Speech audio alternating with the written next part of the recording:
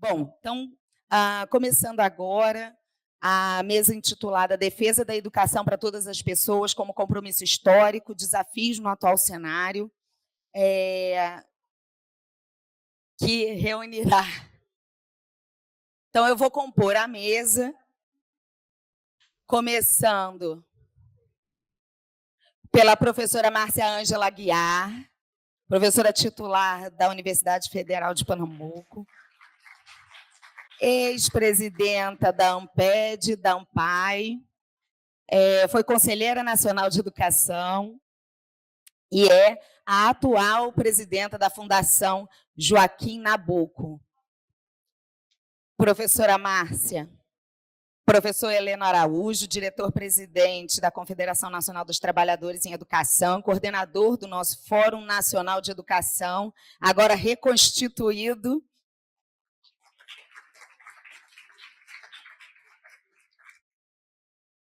Professor Luiz Dourado, professor titular da Universidade Federal de Goiás, foi conselheiro nacional de educação e atualmente é o presidente da Associação Nacional de Política e Administração da Educação, ANPAI.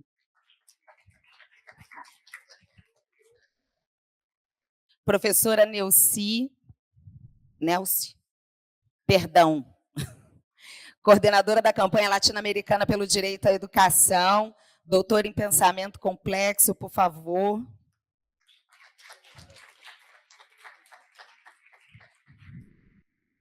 E, por último, não menos importante, nosso presidente aqui do Centro de Estudos Educação e Sociedade, professor Sérgio Stocco.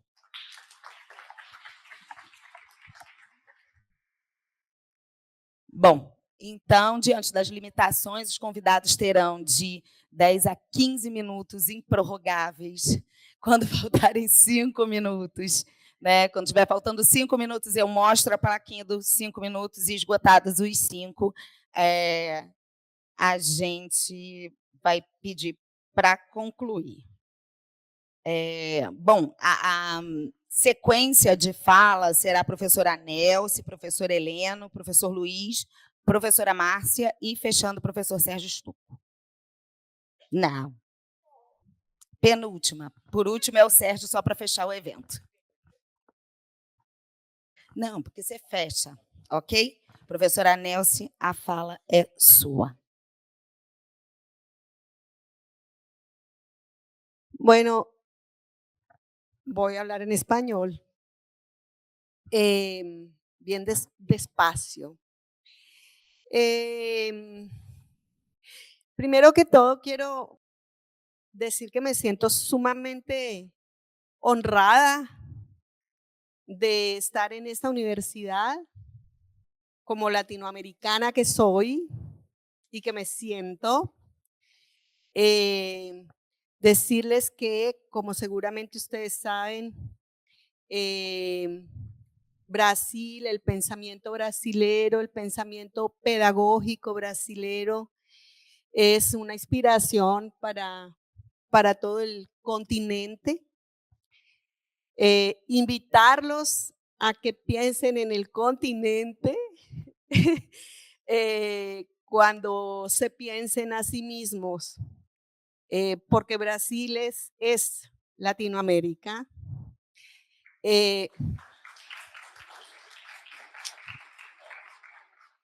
Y como la historia lo demuestra, necesitamos estar más juntos, más comunicados, más en diálogo, pensándonos más en común. Como se imaginarán, como soy la coordinadora de la campaña latinoamericana por el derecho a la educación, voy a hablar desde un lugar latinoamericano y caribeño, así que no voy a hablarles de Brasil, porque ustedes ya han hablado mucho de Brasil. Entonces, obviamente no es posible en 15 minutos abordar todo lo que desde la CLADE vemos como desafíos de la educación, así que he hecho una selección. Y voy a comenzar diciendo que nosotros somos sumamente insistentes en la defensa del nombre mismo de la clave, es decir, del derecho humano a la educación. Nosotros no hablamos de educación a secas, hablamos de el derecho humano a la educación. Y sentimos que estamos viviendo un momento en relación al derecho humano a la educación, donde quizás uno de los mayores desafíos que tenemos es la defensa de la categoría misma de derecho,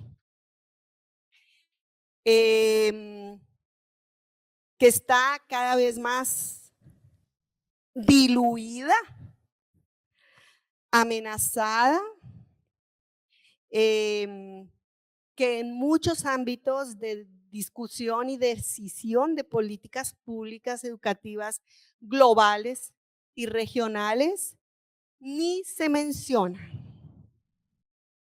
Ni se menciona. Y cuando uno dice derecho lo miran raro, así como de ¿qué estás hablando tú?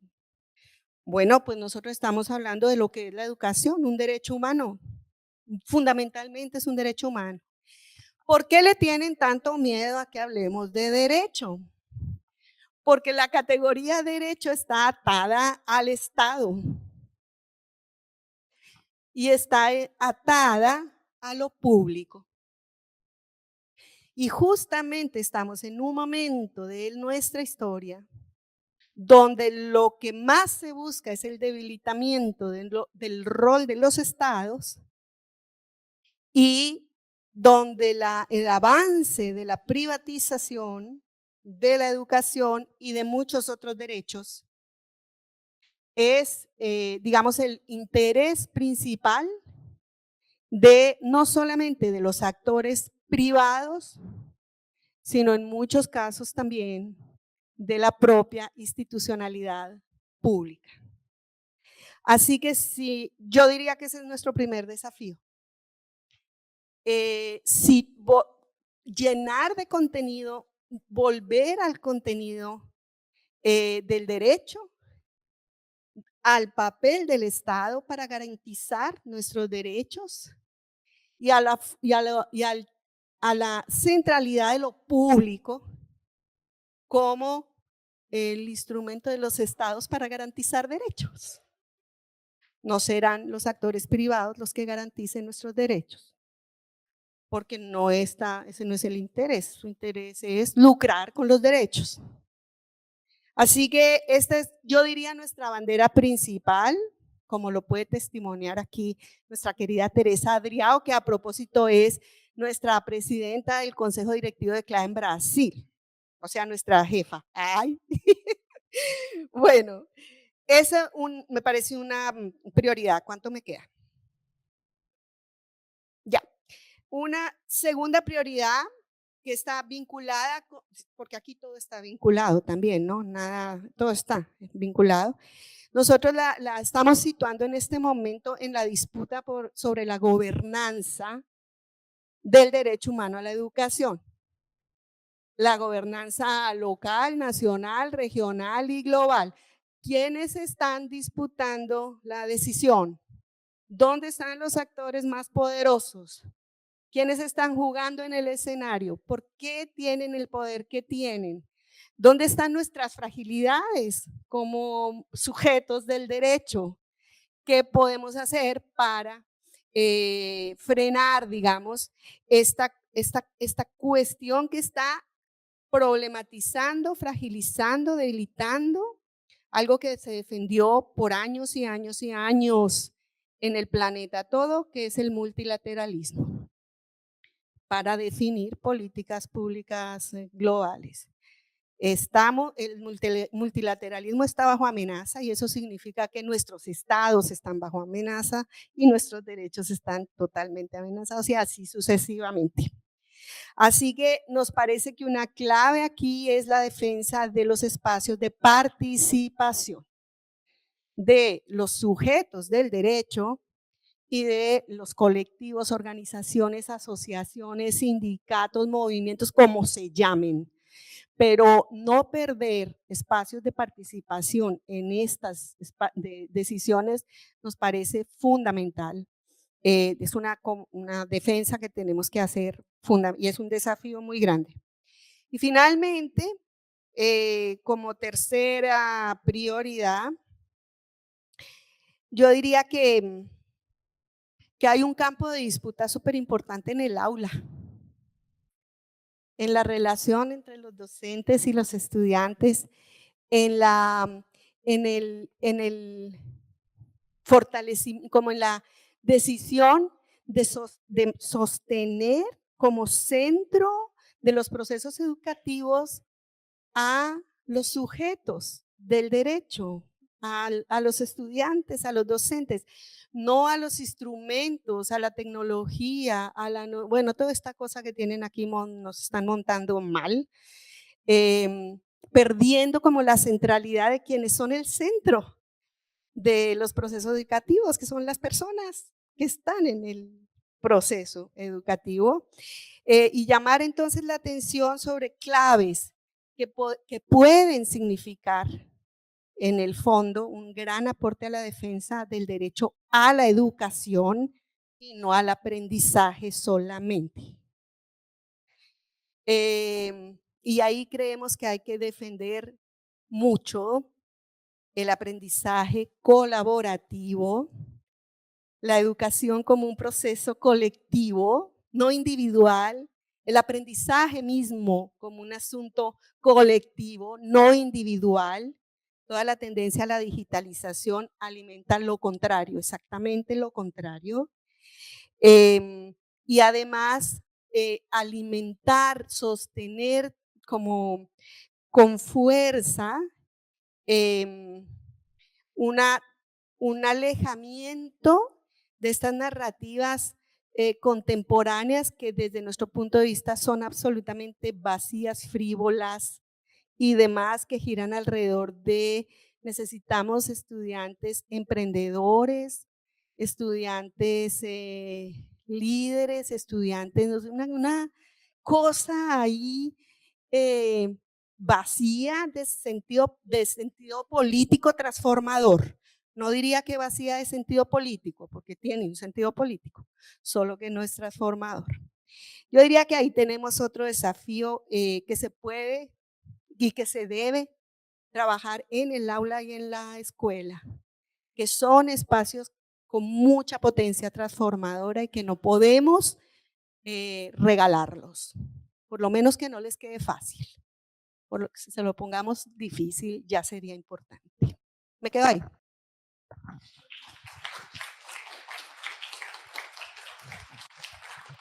Muito obrigada, professora. Cumpriu o tempo religiosamente. Até se adiantou. A palavra é sua, professor Heleno. Obrigado, Karine. Boa tarde a todas, boa tarde a todos. Quero cumprimentar a todos vocês aqui, saudando a nossa querida Ivani Pino, essa guerreira. Saudar a todos, ao nosso presidente aqui, Sérgio Stocco. Agradecer o convite, mais uma vez, a oportunidade de estarmos aqui refletindo juntos, né, nacionalmente e internacionalmente, né, toda essa representação que temos aqui hoje. Saudar os meus companheiros e companheiras de fóruns de educação, que estávamos reunidos hoje pela manhã. Eu sei que cada um estava num lugar diferente. Quando eu chego aqui, está todo mundo aqui. Está tudo próximo. Gente, estamos, né, nessa luta coletiva, histórica, como essa mesa traz para a gente, em defesa do direito à educação para todas as pessoas nesse país, na nossa América Latina e no mundo inteiro. Estamos acompanhando de perto agora a Confederação de Países de Língua Portuguesa, Sindical Educação, e os nossos problemas são comuns em todo o mundo. Aqui, para a gente refletir rapidinho, eu trouxe 4 desafios para nós, dentro desse cenário que eu foco aqui na educação básica brasileira. Aqui nós fechamos o ano 2023, contabilizando aí 47,3 milhões de matrículas de estudantes na educação básica, atendidos e atendidas em 178.000,5 escolas. Universo grande, muita gente.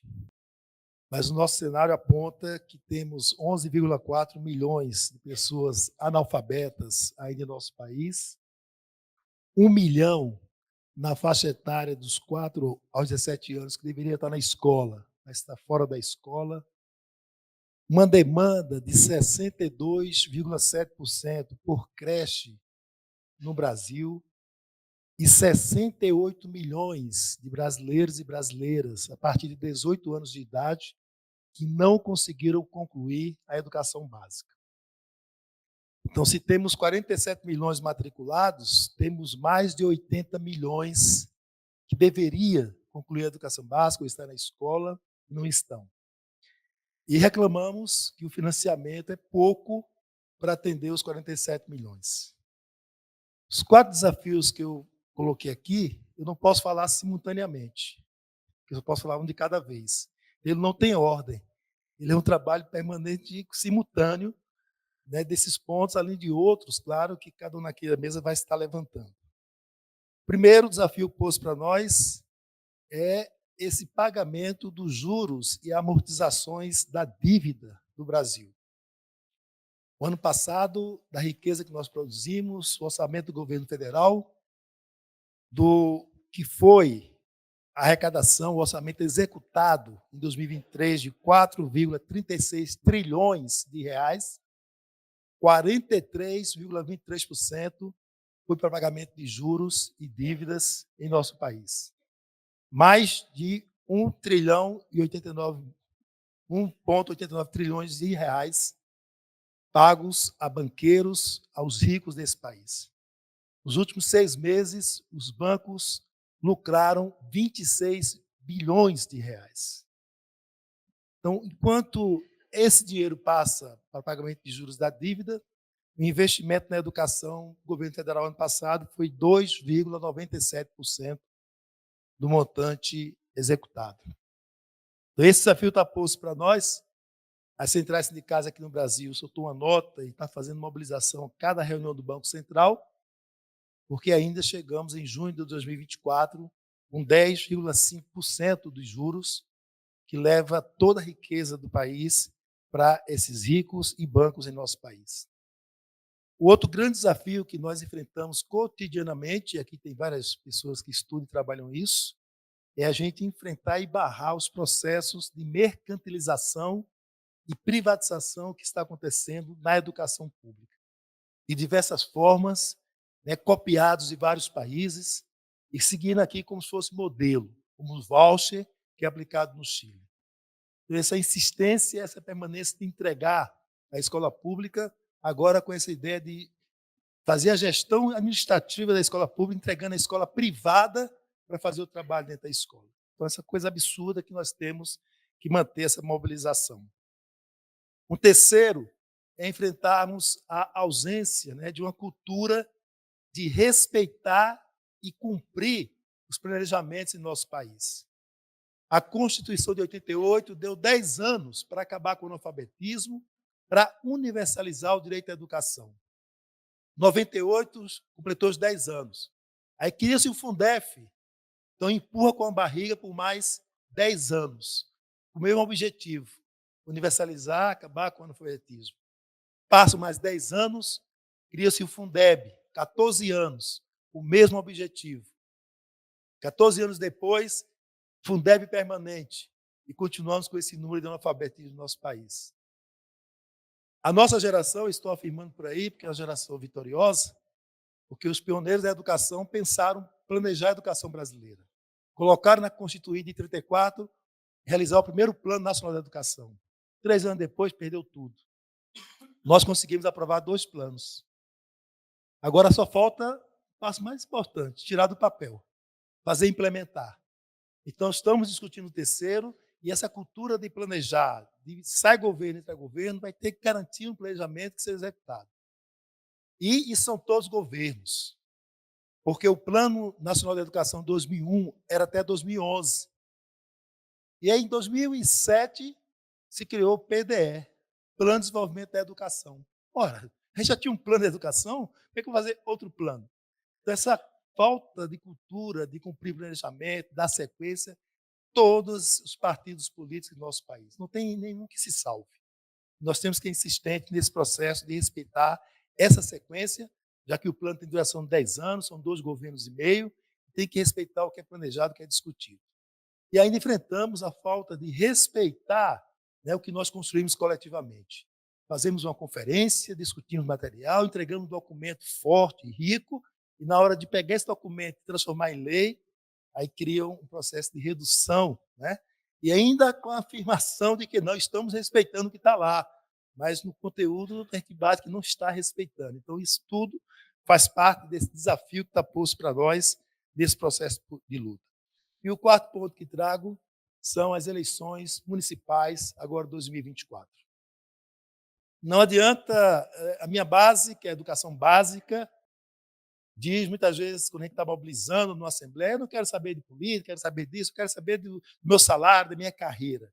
Né? E não consegue entender, né, no Congresso Nacional que está aí, com 513 deputados e deputadas, quando você vai olhar o perfil de cada um, só 11 deputados e deputadas são professores, ou passaram a ser, foram professores da educação básica, passaram na sala de aula, sabem o que é esse trabalho e como desenvolver esse trabalho. E quando somamos a quantidade de trabalhadores da educação nesse país nos estudantes, representamos 25% da população brasileira. Então, essa subrepresentação que acontece na Câmara, na Assembleia e no Senado tem repercussão sobre o nosso processo.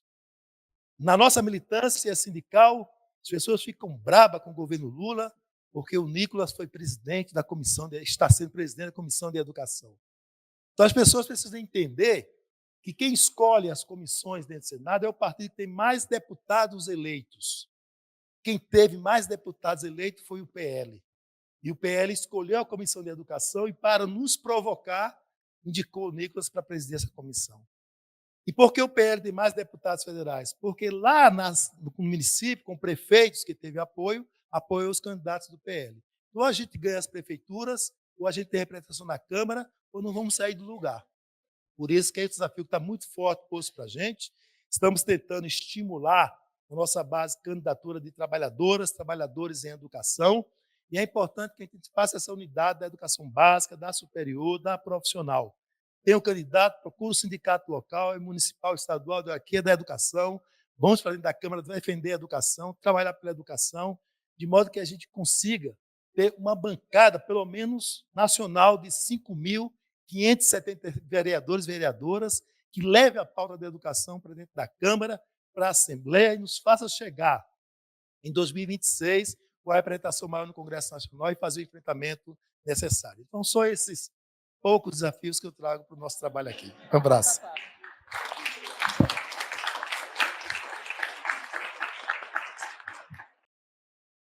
Gente, os convidados estão disciplinados. Eu falei tanto antes da mesa que eu acho que eles ficaram com medo.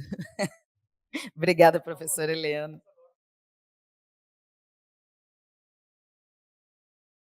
Professora Márcia Anja. Agora chegou o perigo. Como é que eu vou chegar? 10 minutos para falar. Tá certo, vou tentar. Então, primeiramente, eu queria dizer a minha emoção de estar aqui no SEDES, especialmente nessa mesa que antecedeu. Puxa vida, eu recordei mil coisas. Vani, quase eu chorava ali na frente, não posso chorar.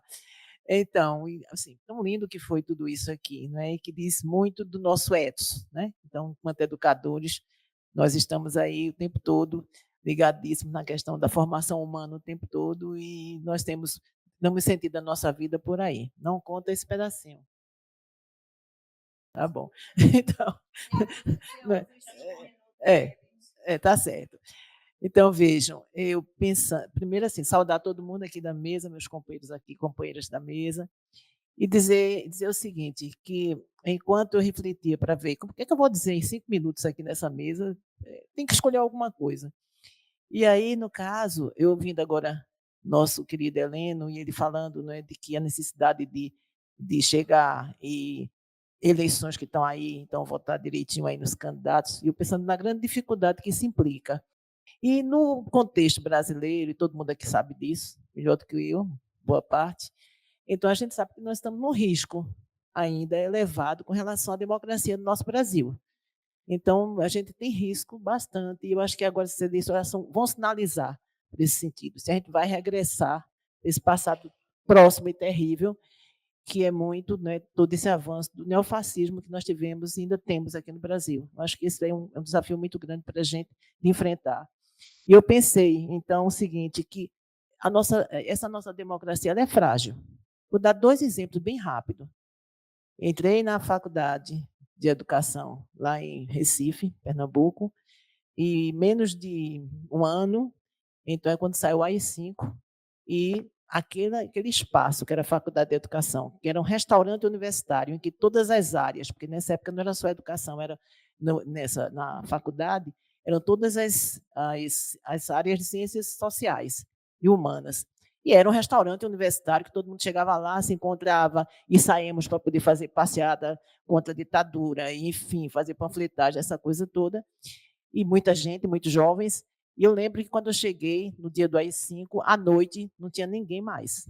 E a partir daí, veja bem, a partir daí, encontrava os amigos, como nós estamos aqui, e nem o cumprimentávamos, porque a gente podia estar sendo vigiado.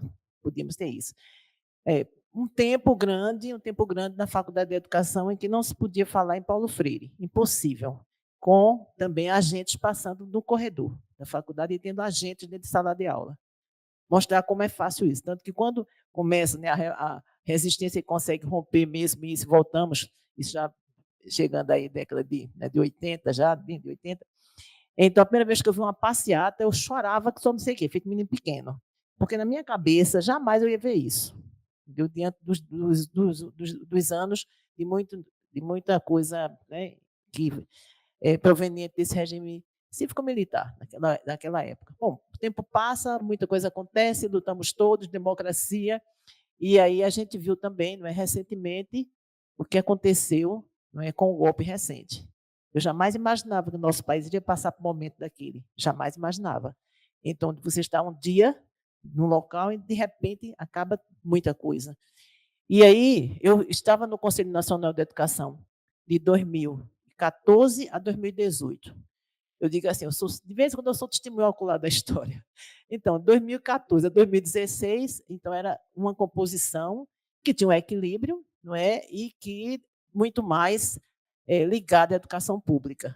E de 2016 a 2018, eu vi o que aconteceu naquele conselho.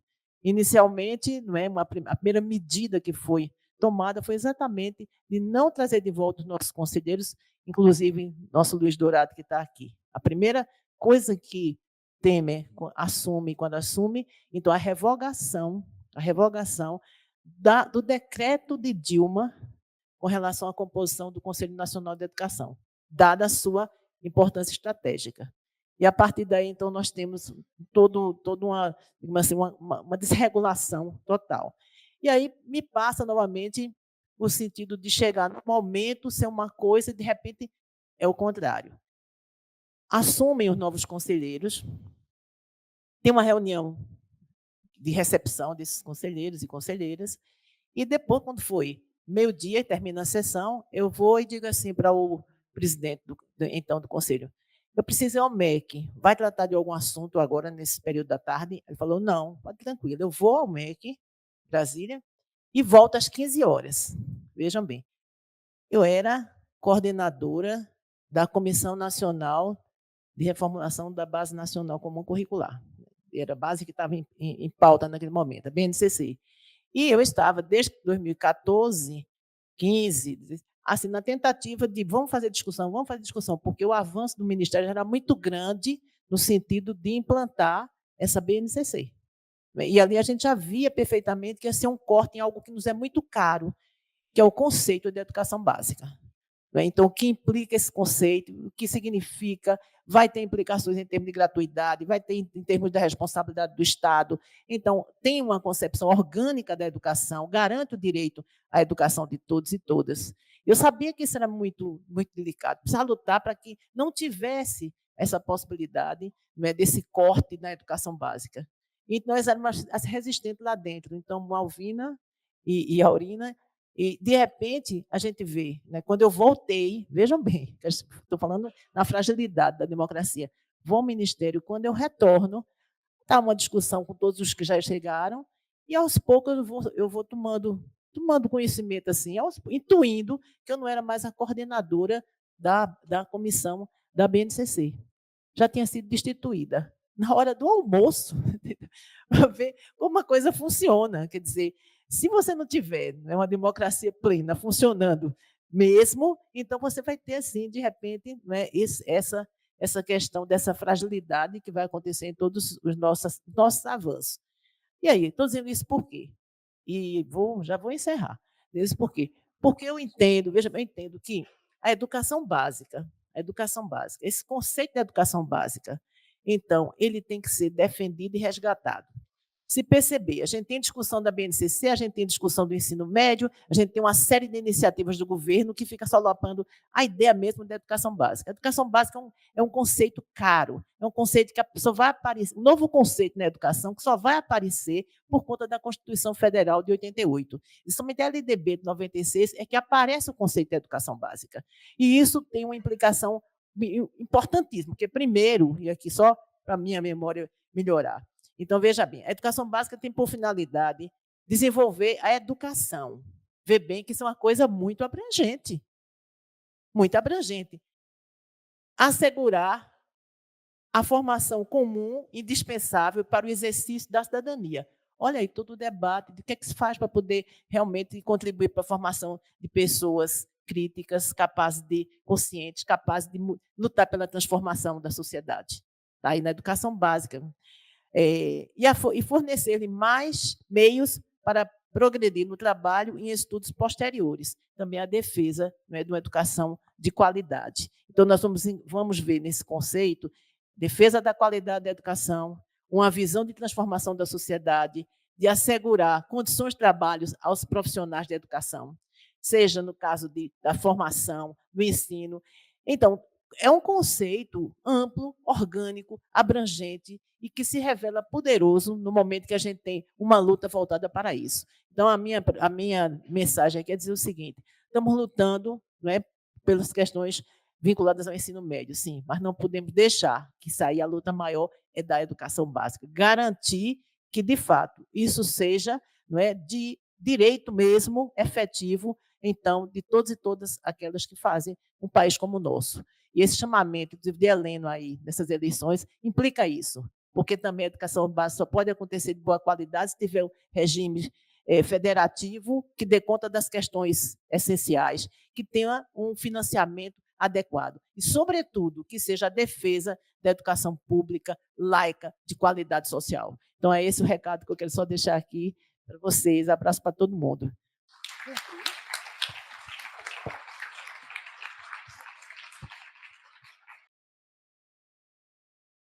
Obrigada, professora Márcia. Professor Bom, Luiz Dourado. Boa tarde a todos e todas. Eu quero inicialmente agradecer a Tereza e toda a equipe de organização o convite para participar aqui do 7º SEB. Quero também, como Márcia, dizer da minha alegria de estar participando aí da homenagem a Ivani Pino e ao Pedro, que eu acho que traduz muito do que a gente vem construindo ao longo da história. Quero fazer aqui o meu reconhecimento público por essas duas trajetórias, né? Com a redução do tempo, estou aqui meio enlouquecido, mas farei um recorte, né? Quero primeiro cumprimentar os companheiros de mesa, o Heleno, a Neuze, a Márcia, o Sérgio, a Karine, né? Dizer da satisfação de estar partilhando essa sessão. Eu vou tentar duas rápidas indicações, que tem a ver com a discussão do Plano Nacional de Educação e do Sistema Nacional de Educação, que me parece que são duas coisas que estão bastante interseccionadas desde a Emenda Constitucional 59 de 2009 e que se colocam como um grande passivo na discussão brasileira, em pese de desdobramentos e ações no âmbito das conferências, do próprio Legislativo e até algumas pautas do Executivo. Então, pontuando muito rapidamente que as políticas de gestão da educação, né, incluindo aí seus processos de regulação e avaliação, acho fundamental sublinhar isso, né, vem sendo historicamente permeada por projetos e concepções. Projetos esses que se intensificaram com todos os retrocessos decorrentes do golpe de 2016, aqui já pontuados pela mesa, né? É fundamental dizer que na história da educação brasileira, a interpenetração esfera pública e esfera privada tem se dado em detrimento do setor público. Isso nos ajuda a compreender uma parte da problemática das questões educacionais. Mas, no período mais recente, sobretudo pós-golpe, nós temos ainda a incidência, de modo até articulado, de pautas conservadoras, que ratificam o neoliberalismo, mas que adicionam a ele ainda mais esse componente, que, como já foi dito aqui na mesa, trata-se de um movimento brasileiro, mas que se articula a um movimento que está no Brasil inteiro. Estou vendo o Licínio aqui, o companheiro Licínio aqui, né? Vamos, inclusive, realizar um ibero-americano, articulando aí Portugal, Brasil e Espanha, e a pauta que a gente possa discutir essa questão do conservadorismo e seus desdobramentos.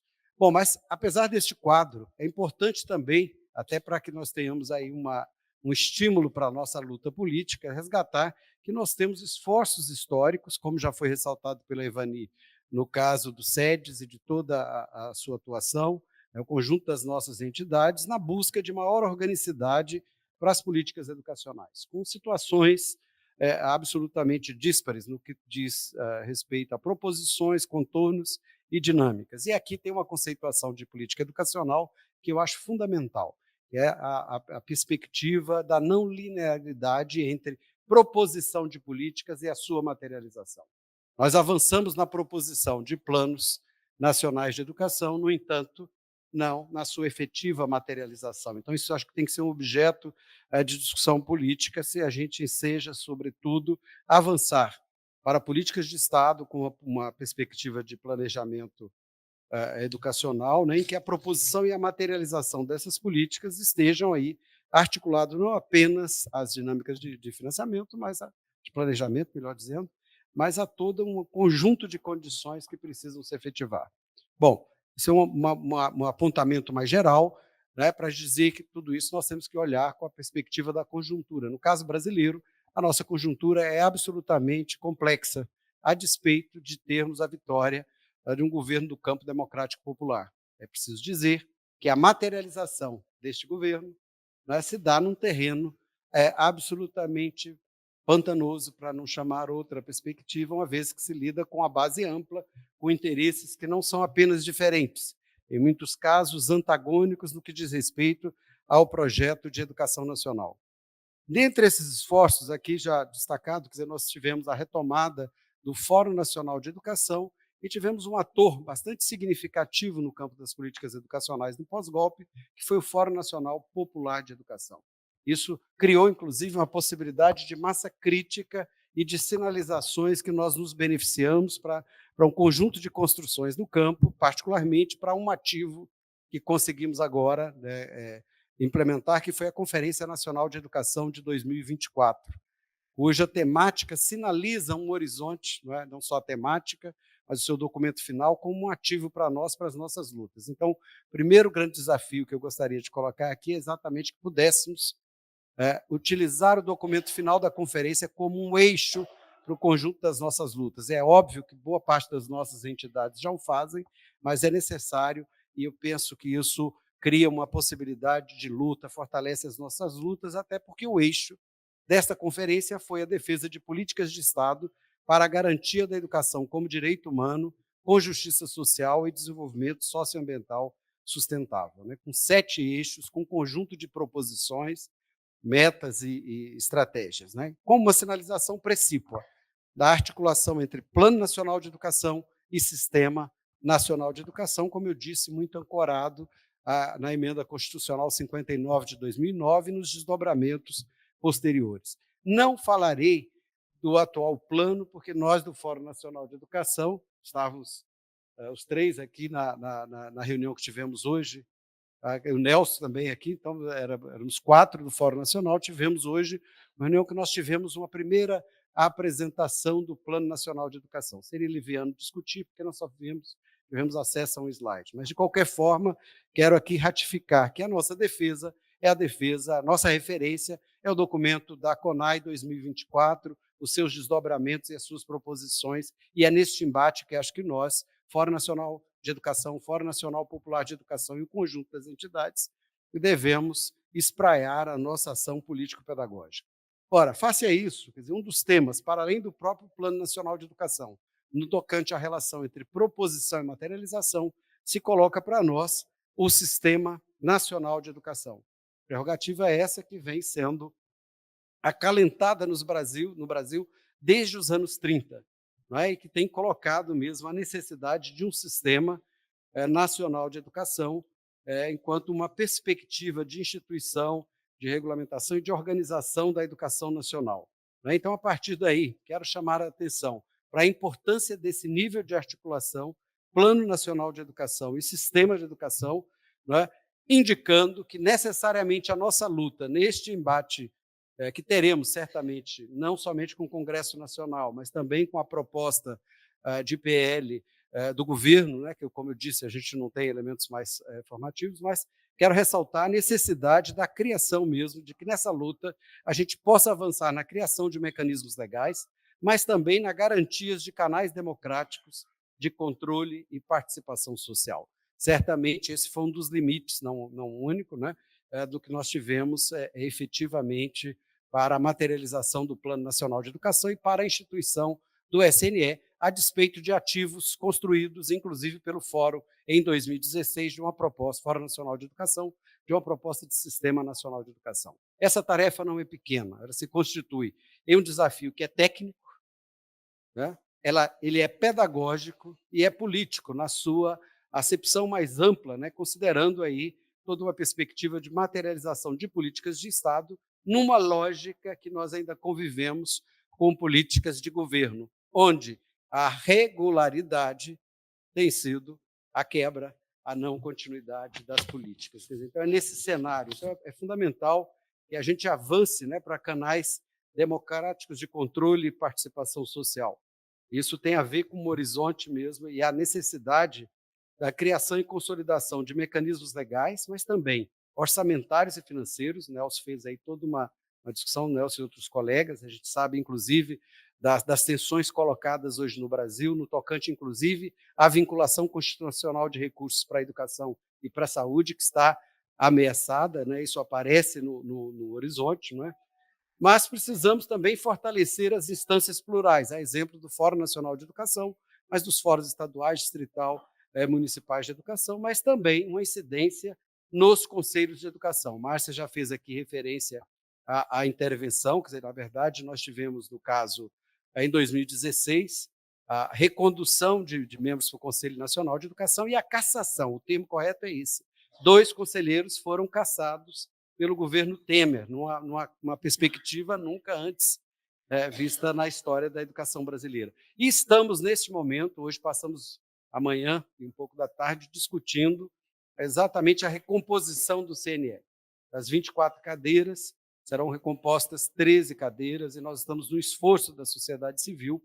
São 82 entidades que indicam com perfil absolutamente díspare, no sentido de como que podemos avançar numa convergência que considere a reparação histórica, mas que também avance dentro da consolidação de critérios. Ora, tudo isso, eu estou louco com o tempo aqui, né, dizer então que este Plano Nacional de Educação, com todo o esforço que construímos da Conferência Nacional de Educação, aí precisamos cumprimentar sim o Fórum Nacional de Educação, o empenho não somente dos conselheiros, mas do nosso coordenador, né, o Heleno tem sido heróico nessa perspectiva, mas nós precisamos avançar nas lutas e elas não serão pequenas. Vamos ter que realmente nos desdobrarmos, compreendermos a conjuntura, discutirmos de maneira mais orgânica como se dará a nossa intervenção, ainda junto ao Ministério da Educação.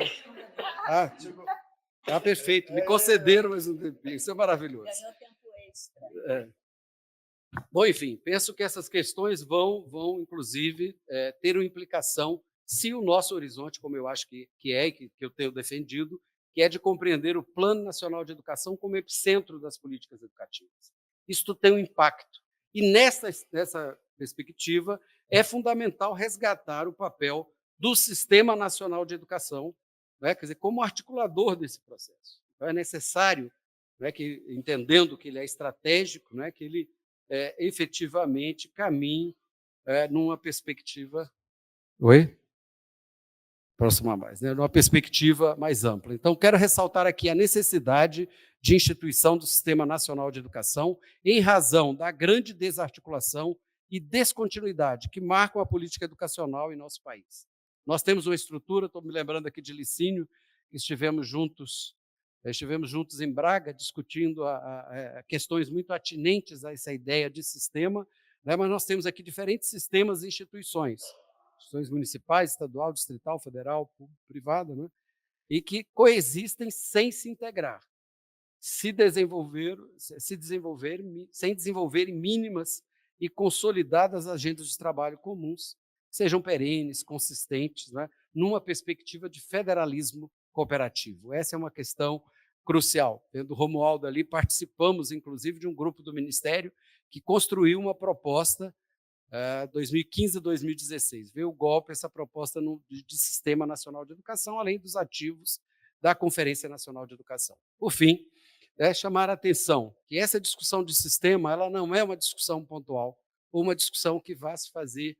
Nós temos que pensar que o conjunto, e Márcia já chamou a atenção para isso, de uma perspectiva sistêmica na educação nacional, que articule níveis, etapas e modalidades educativas, deve se fazer, quer dizer, numa ambiência, no caso do campo educacional, pautada aí por um contrato ou uma aliança, essa união numa perspectiva comum e cooperativa, cuja o objetivo principal e último deve ser a garantia do direito à educação para todos e a cada um, que era a proposta dessa mesa. É aquilo que o Cury vai chamar a atenção para uma ideia de Carlos Alberto chamou o Cury, né? A gente foi na intimidade aqui agora com o amigo Cury, né? A ideia de federalismo ou federação se vinculando aos conceitos de contrato, aliança e união. Né? Então, esses são pontos aí fundamentais, né? Ou seja, a ideia eu tenho defendido uma concepção que é de descentralização qualificada, qual seja que a gente não venha redirecionar o papel da União, ele tem, de fato, esse papel de concertação da política educacional, mas ao colocar uma descentralização qualificada, isso implica o exercício de competências de forma conjunta e não isolada. É experimentarmos a perspectiva da descentralização e não da desconcentração ou da desobrigação que tem marcado muito. Para isso, fundamental também instâncias de diálogo, de pactuação, né, articulado ao apoio técnico, financiamentos coordenados e equilibrados. Nós temos não apenas assimetrias, nós temos desigualdades que não são somente regionais.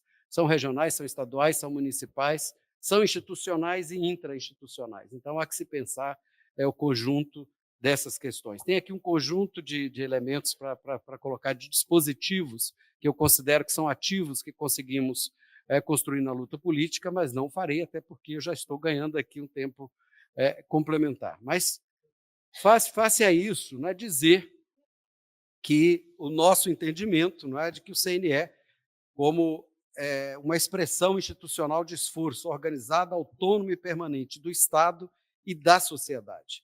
E, por isso, ele não pode ser direcionado somente à educação básica, ele não pode envolver apenas o segmento público, tem que ser público e privado, e isso tem um impacto na agenda, inclusive, da discussão hoje, que se trava no Congresso Nacional. Né? Eu estou olhando lá para a coordenação para ver se ainda tem um minuto. Faltam 6. Faltam 6? Que maravilha, né?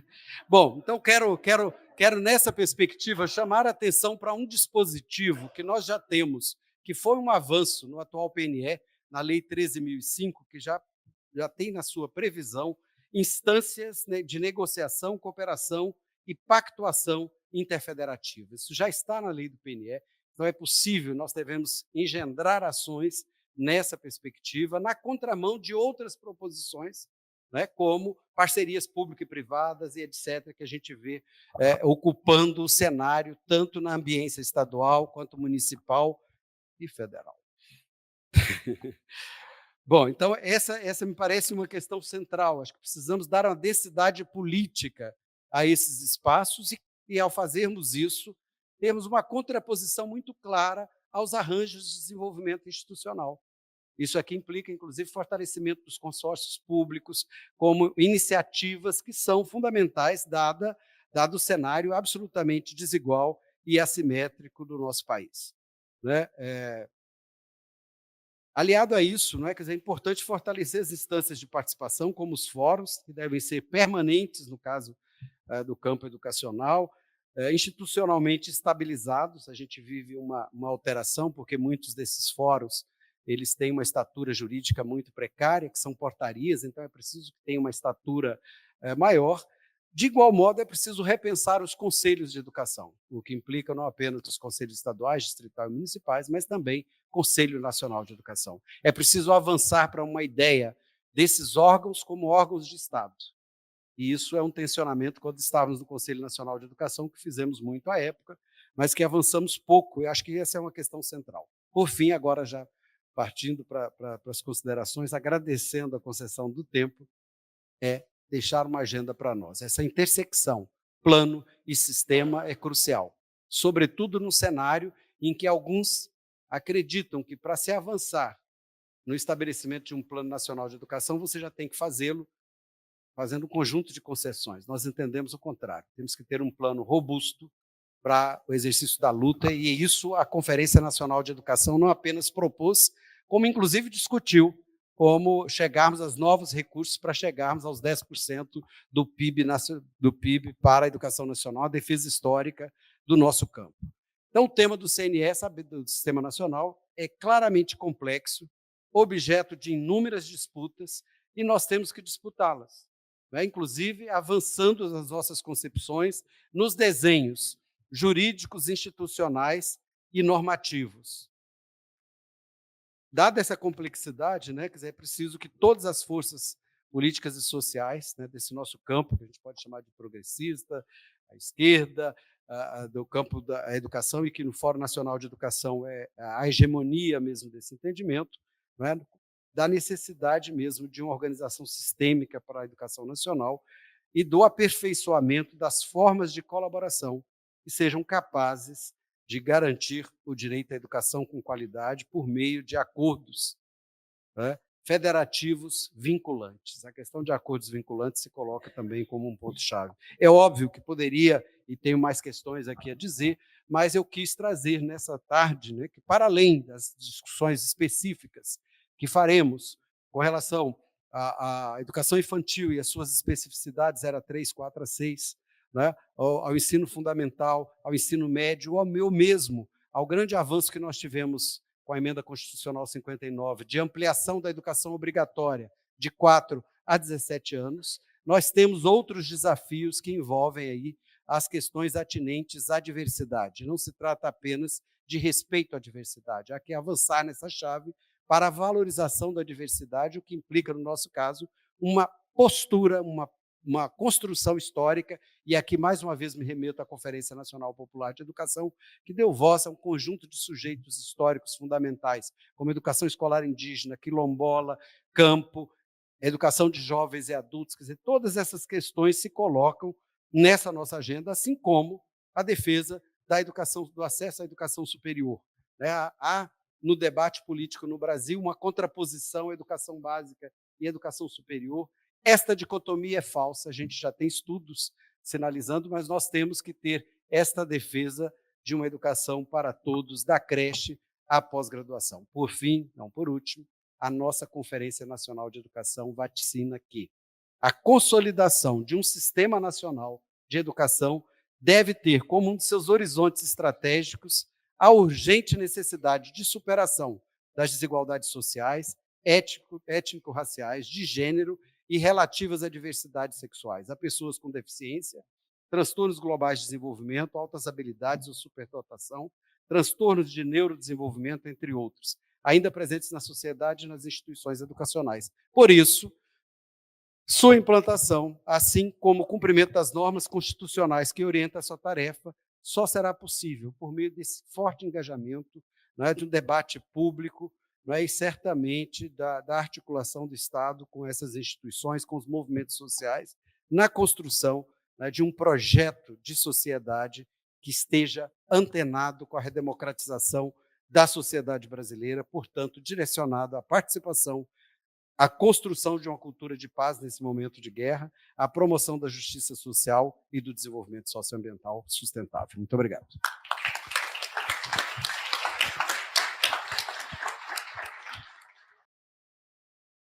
Professor Sérgio Stocco, para fechar a mesa. Bom, boa tarde a todas e todos. Eu vou restabelecer o equilíbrio da mesa. porque eu já conheço aqui o público, né? Que a gente sempre agradece pela participação do SEB, e algumas pessoas vão querer pedir a palavra, vão fazer os comentários. Então, se a gente não deixar esse tempo, aí será quase criminoso, né, fazer isso. Então, eu vou só pontuar 3 aspectos que eu acho importantes, mas todos em tópicos, não vou desenvolver nenhum exatamente para dar esse tempo. A primeira coisa, não, os 3 aspectos, né, quais são? Um projeto pedagógico da luta, um método da luta e o foco da luta, o objetivo da luta. Bom, primeiro, projeto pedagógico da luta, né? Eu estava já bastante contemplado a minha fala com essa apresentação da homenagem aos SEDES, porque nós temos um problema bastante significativo, não vou entrar na discussão da democracia e capitalismo e as disputas de narrativa, mas, entre outras coisas, a gente precisa recuperar alguns conceitos, por exemplo, de tradição. O conceito de tradição não é só dos conservadores, né? Não é só dos neoliberais. Ele deve ser disputado como um espaço onde a educação tem sempre, necessariamente, a necessidade de colocar o conhecimento humano sistematizado e cultural na forma de uma tradição. Se a gente não faz isso, a gente perde a possibilidade de disputar um projeto político, né? E a história, né, que foi contada aqui do SEDES, ela é necessário ser contada, exatamente para que a gente possa visibilizar possibilidades de futuro. Os mais jovens precisam dessa informação, né? Então, isso é um desafio de um projeto pedagógico. Não vou desenvolver. A segunda coisa, o método. Nós estamos sempre diante, né? A gente se encontra em vários lugares, aqui tem gente que se encontra na Fineduca, na AMPAI, na AMPED, né? Nos outros espaços, e a gente está sempre se questionando, e sempre a primeira pergunta é, bom, e agora o que a gente faz? E a luta, como a gente se organiza? Isso dá sempre a impressão de que nós estamos ou indo para o caminho errado ou que falta muita coisa. Mas a gente não olha para o que a gente faz, né? Então, perceba o processo, né, que foi contado aqui. Tem toda uma elaboração das entidades se reunindo num processo de dificuldade, que a professora Márcia relatou, né, de opressão, né, de silenciamento, e que isso virou e possibilitou que a gente construísse aquilo que hoje está na Constituição Federal, que está na LDB, percebam? Mesmo com toda aquela dificuldade. Então, em vez de a gente ficar sempre preocupado em tentar encontrar qual que é a nova forma, né, um novo método e modelo de estabelecer a luta, talvez o que a gente deva fazer é reforçar os espaços que a gente já tem, né? Não precisamos ampliar e conquistar as bases com o documento referência da CONAI como sendo o nosso orientador, então nós precisamos nos organizar para isso. Como faz? Já temos várias entidades organizadas, a gente não precisa se sobrepor nesse sentido, né? Então, tem um método já estabelecido, que a gente precisa sempre retomá-lo. E o terceiro, a questão do foco, e agora, para não desenvolver. Bom, não é possível, aí agora eu li o professor Licínio e já sei o que fazer, né? Como ele contou, né, para nós da Revolução dos Cravos, né? Foi da base para a organização governamental para depois se institucionalizar na Constituição. Olha o processo. Então, não adianta a gente ficar vislumbrando que a democracia, né, sua fala, é frágil.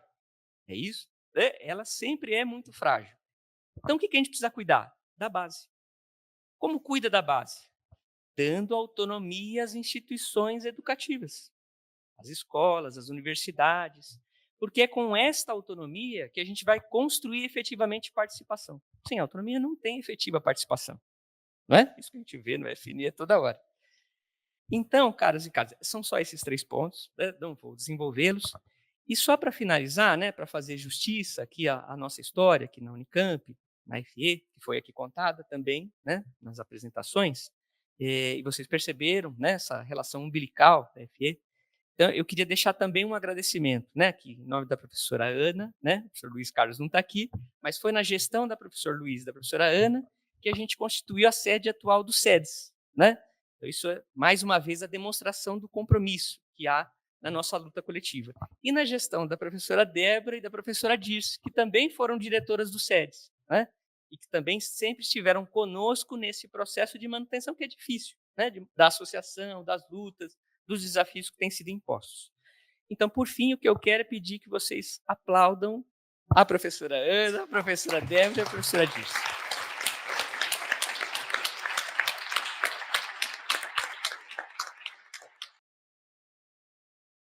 e a professora Ivani depois quer fazer um agradecimento também, mas a gente vê se já abre e aí pede o agradecimento. Sérgio, esta mesa não haverá abertura para o público. Eu fui perguntar para a Tereza. Eu falei, Tereza, tem? Ela falou, não. Então, não haverá abertura por conta do horário. 16h45 a gente precisa desocupar, porque é Érica Hilton, não é? Que vem aqui, então a gente vai precisar desocupar, além disso, um pouquinho antes. Então, eu peço, agora eu vou passar a palavra para todos na ordem, né, que está na mesa, para que a gente se despeça. Eu só queria, vou levantar para ver quem está para cá, mas eu só queria realmente agradecer por esses dias, assim, em nome da organização, agradecer imensamente por esses dias, acho que foi enriquecedor para todos nós. Agradecer à presidência e a todos os envolvidos e aos meninos do GREP, que sustentam nos ombros o evento.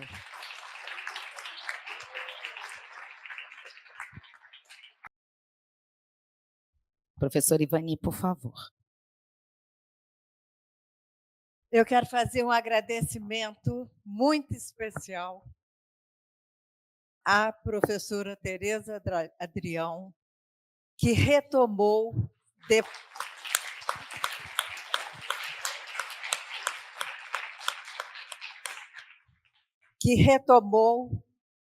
a... É você, Tereza, eu estou falando para você, que você retomou a realização do SEBS. A primeira movimentação que você fez, e que eu não fui, mais uma vez eu me desculpo, foi a retomada do SEDES regional na Bahia. E agora a retomada do SEDES nacional. Tereza, o SEDES e a educação brasileira agradece muito essa sua generosidade e ato político da retomada do SEBS. O SEDES.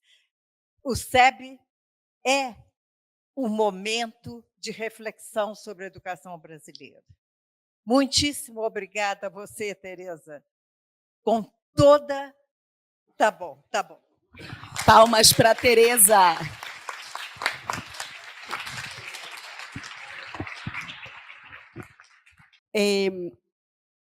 Me tengo que despedir rápido, dijo. Pero miren, es que yo les agradezco muchísimo todo lo que...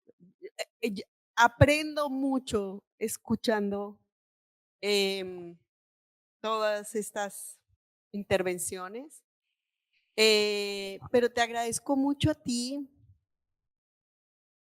esta recuperación de la categoría tradición.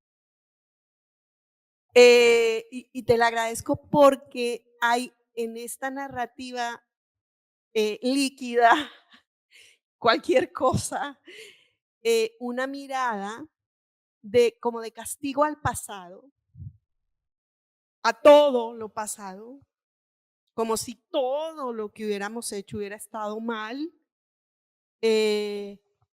y un énfasis en todo con los jóvenes, para los jóvenes, por los jóvenes, y dale con la cosa, como si todo el resto de la humanidad que no es joven no existiera y no tuviera mucho que aportar, mucho que decir y mucho que aprender en este mundo contemporáneo. Entonces, lo agradezco muchísimo porque no todo el pasado fue mejor, pero no necesariamente todo lo que nos están diseñando para el futuro va a ser mejor. Y porque el valor de lo público y de la educación, muchos de nosotros no estaríamos aquí si no hubiera sido por la educación pública a la que tuvimos acceso. Por eso hay que defenderla. Hay que defenderla con todo. obviamente mejorarla, obviamente todo lo que falta, pero hay que defender la educación pública. Eso diría, y cierro diciendo que desde nuestro lugar como organización social, como red, como movimientos, muchos en América Latina y el Caribe, para nosotros y nosotras la relación con la academia crítica, militante, comprometida es fundamental. Necesitamos a la academia y ustedes nos necesitan a nosotros. Así que para nosotros desde la CLAE aliarnos y trabajar con la academia es sumamente relevante. Así que eso, nada más.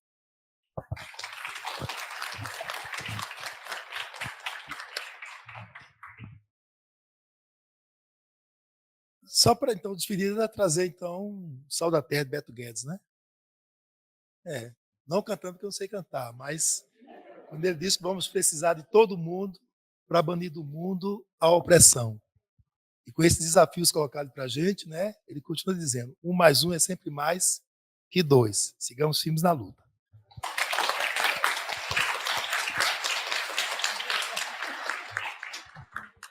Então, um agradecimento muito especial a todo mundo, especialmente a Sérgio, Tereza, que eu acho que foram 2 pessoas que possibilitaram, junto com a equipe maravilhosa daqui do SEDES, que a gente tivesse esse momento mágico. E dizer apenas que eu considero que os desafios são maiores do que os anteriores, com os quais a gente se depara, e que a luta hoje é maior e exige muita solidariedade entre todos nós. E dizer que é maior essa luta porque os desafios são maiores, especialmente com as mudanças e a própria rearrumação geopolítica que a gente está assistindo hoje, bem como com os avanços científicos e tecnológicos que já nos colocam desafios muito sérios no sentido da luta pela humanidade. É isso, muito obrigada.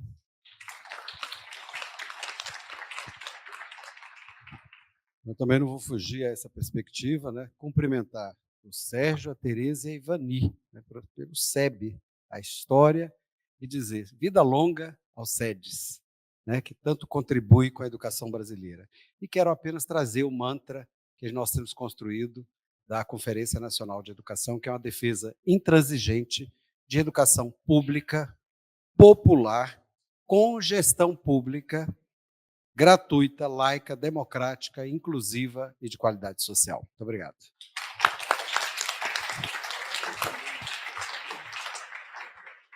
Então, também só completar os agradecimentos, né, e reforçar, especialmente o grupo do GREP, né, que teve todo esse esforço, essa gentileza, né, essa capacidade de fazer esse trabalho de forma voluntária, mas sempre, né, com muita animação, muita alegria, muita fraternidade. Essa é uma característica dos nossos grupos, né, da educação, a gente olhar para um futuro que é sempre muito duro, e para a educação isso é um problema, né, porque a gente precisa ter futuros possíveis para a gente continuar acreditando que vale a pena investir na educação, mas os grupos que a gente frequenta da educação são sempre muito fraternos, solidários, né, capazes de colocar gentileza nesse mundo árido das durezas. Então, só agradecer a vocês e tenho certeza que agora as pessoas vão querer tirar fotos, abraços. Voltem bem para casa, é isso.